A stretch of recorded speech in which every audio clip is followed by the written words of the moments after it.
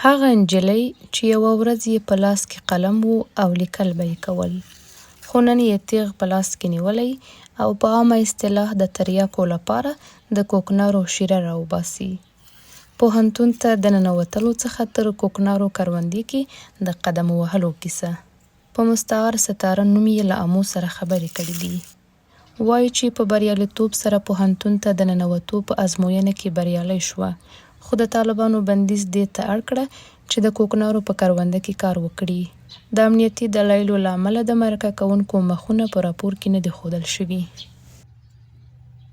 اگر دروازه مکاتب برای ما باز میشد، حال مکاتب یا دانشگاه رو خلاص کرده بودم. حال مجبور هستیم که دست به تریاک بزنیم. از اینکه تریاک کش میکنیم واقعا عذاب وجدان داریم، به خاطری که ضررهای زیادی داره به جوانهای ما، به جسمشان، به صورتشان، به تمام اعضای بدنشان. تریاک ضرر زیادی داره، مجبور هستیم که ما کشت کنیم تریاک. واقعا عذاب وجدان داریم که تریاک کشت میکنیم، اما فایدهش زیاد است که ما بتونیم روزگار خود پیش ببریم. جنگی هم که در بدخشان میشود سر تریاک میشود. ما از دولت خواهشمند هستیم که بدیل هم تریاک برای ما به تکو، تخم گندم، جو، جواری که روزگار خود پیش ببریم. په تیرو 2 کلونو کې د بدخشان په بیلابیلو برخو کې د خلکو او طالبانو ترمنځ نښتې او تاوتریخوالی رامنځته شوی دی. د سرچینو په ځانګړې توګه د سیمه ییزو سرچینو په وینا د تاوتریخوالي او نښتو لامل د کوکنارو د کروندو ویجاړول وو.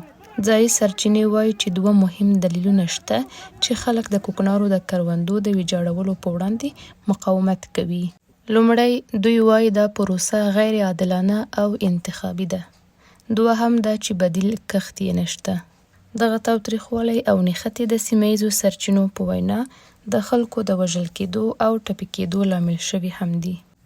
د دې لاریونونو په وروستي پړاو کې چې یوازې 2 اونۍ وړاندې د بدخشان په خاش ولسوالۍ کې ترسره شول، سیمه ییزو سرچینو امو ته تایید کړه چې د طالبانو له ډزو وروسته 15 کسان وژل شوي او له 80 ډېر ټپیان شوي دي.